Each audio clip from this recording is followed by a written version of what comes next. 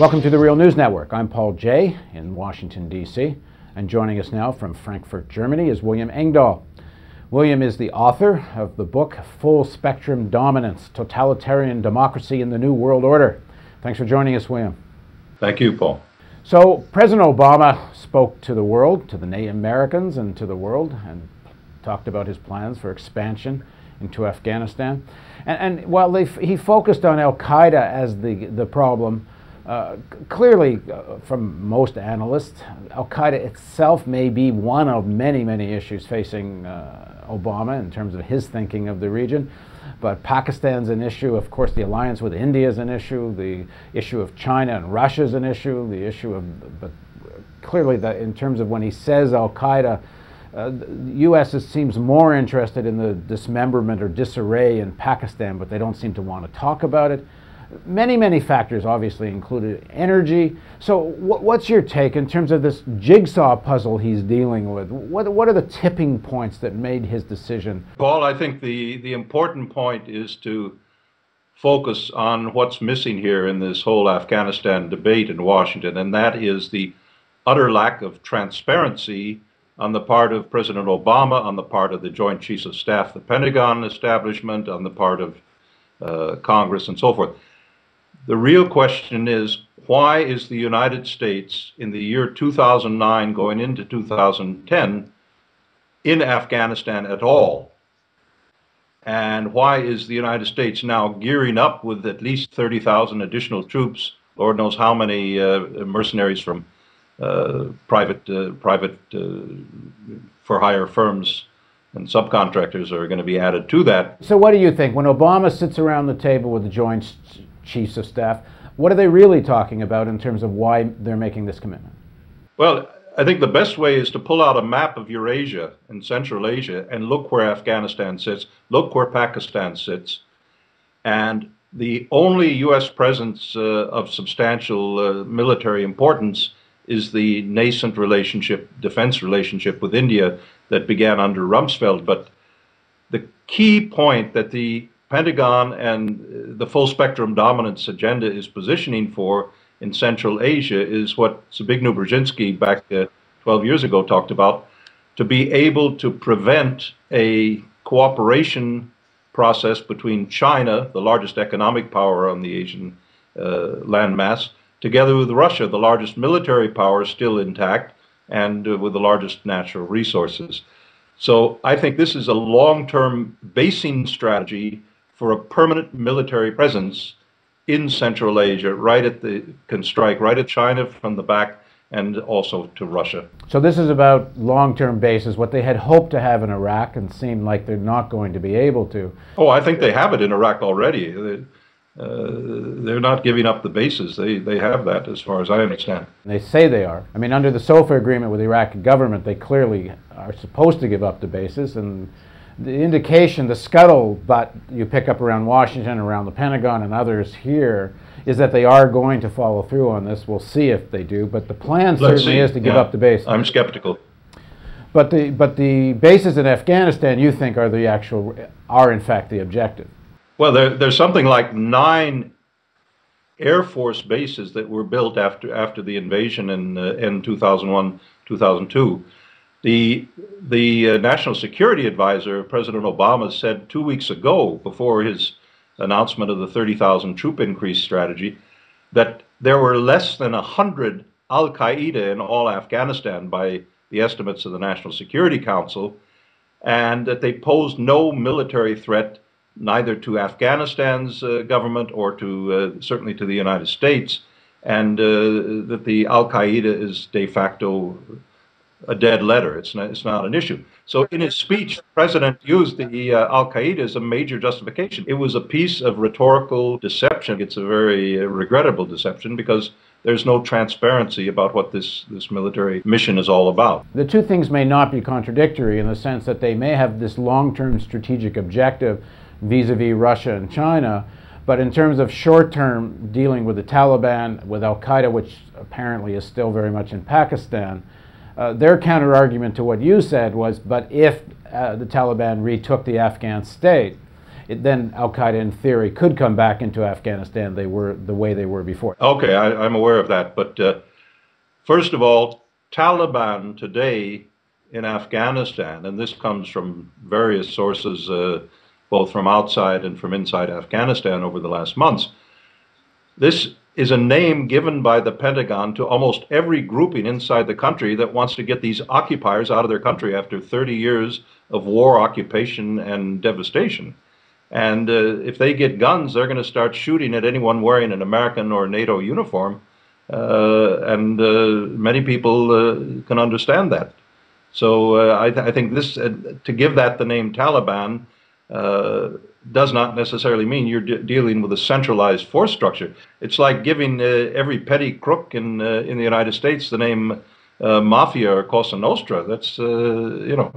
But I think a lot of people think when they hear Obama talk about Al-Qaeda, they don't think that's what he really means. And I understand, take what your point about lack of transparency, but that there's a certain thinking that he can't say what it really is, because what it really is about the disarray in Pakistan, and given the U.S.-Indian alliance, Obama can't talk about what the real concern is, which is Pakistan nuclear weapons, and this alliance with India and their concerns about Afghanistan falling back into the Pakistani sphere of influence.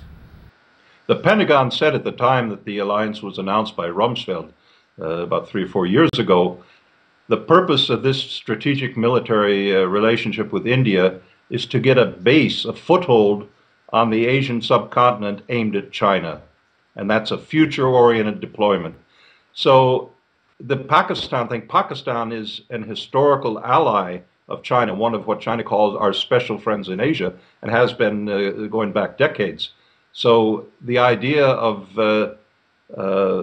militarizing the war in Afghanistan over the border into Pakistan, I think has, like I'm saying about Afghanistan, very much to do with the future emergence of China as an economic power that's going to act more and more independent of United States foreign policy desires. So the ability to pressure Pakistan, both they have economic leverage with Pakistan now. Long-term bases in Afghanistan would give them an additional leverage on Pakistan. But on the other hand, you don't see much opposition to this increase of troops coming from Pakistan itself. Musharraf was on CNN a few weeks ago and was asked what he thought of McChrystal's proposal for 40,000 more troops. And Musharraf supported it. He thought McChrystal was completely correct and was helping persuade Americans to send 40,000 more soldiers to Afghanistan. Well, I think Musharraf got his job through the New York Times, as the expression goes. In 2001, he cut a deal with the Pentagon to stay in power, and that's who he owes his his future to. So I'm not surprised that he would say that. Dick Cheney was a very, very strong supporter of Musharraf, as is well known. So I think he just hopes the more escalation from the Pentagon side, the more his faction inside the Pakistani military has a chance to come back into power. So let's say the American position, the real reason for going over there are various levels of geopolitical objectives. Russia, China, one. It has to be, because there's no military threat conceivable in the mind of man in Afghanistan that could possibly threaten anything about the United States' national security. There is not a threat in terms of energy supply lines to the United States. Just look at the geometry of the whole thing, and it's clear this is aimed at what I say in the book, Full Spectrum Dominance. This is aimed at controlling the Eurasian subcontinent to prevent any emergence of a rival economic challenge to United States hegemony, full stop. Let's be transparent about that in Washington. Let's have an open and honest debate so that the population, when they're being asked to go over there and die for this cause, know what they're dying for and can weigh in on the thing. That's my point. How does having bases in Afghanistan prevent this Shanghai Agreement from developing a Russia-China alliance? Oh, you bomb the pipelines. You threaten to bomb the pipelines.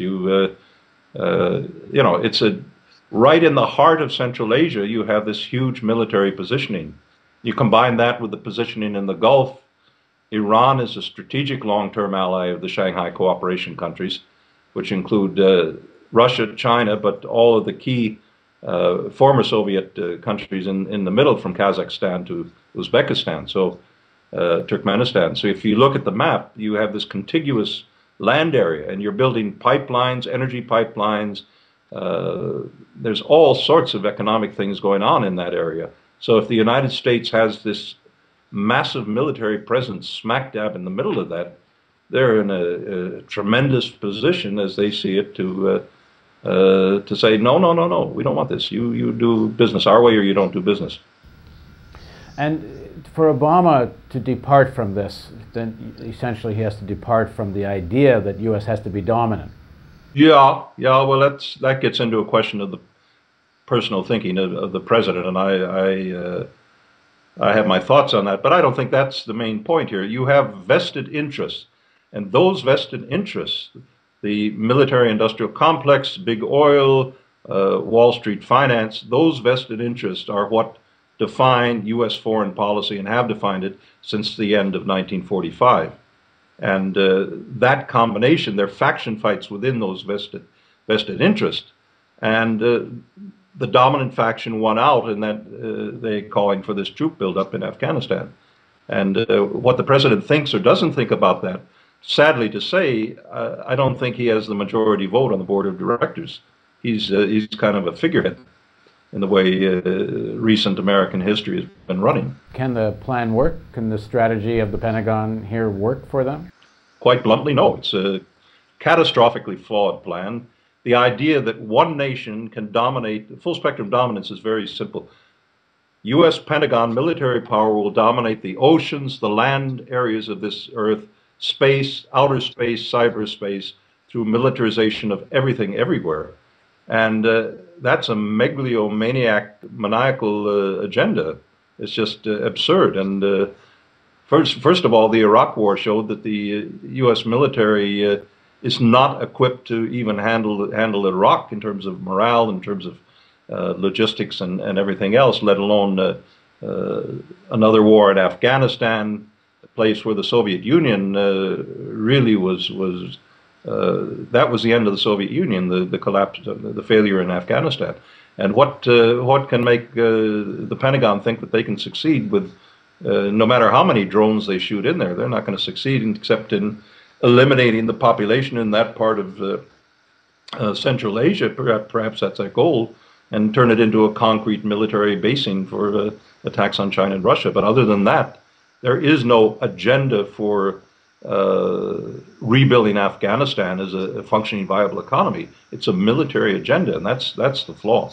That's where the transparency is needed, I think. You don't hear objections coming from Russia or China about any of this. Well, there are ways to object, and there are ways to object. I mean, what is Russia going to do? I think what Russia is doing is a certain kind of diplomacy that says, okay, that we know the Pentagon agenda, that's transparent. They've elaborated it enough that we finally figured it out when they sponsored the Orange Revolution in 2004 in Ukraine to put a pro-NATO government of Yushchenko in power, and same thing in Georgia with Saakashvili. So we know what the Pentagon agenda is: missile defense in Poland and Czech Republic. They're out to encircle us. The operations vis-a-vis Iran are really aimed at also at Russia. So you know, they're quite clear on this. It makes no sense for Putin or Medvedev to react against the fact of a 30,000 troop increase. They probably think this is fine and good because they're going into the briar patch with Brer Rabbit. They're going to go in and sink into the quicksand of Afghanistan like the U.S. did in Vietnam. They may be right. Thanks, William, and thank you for joining us on the Real News Network. And don't forget about the donate button.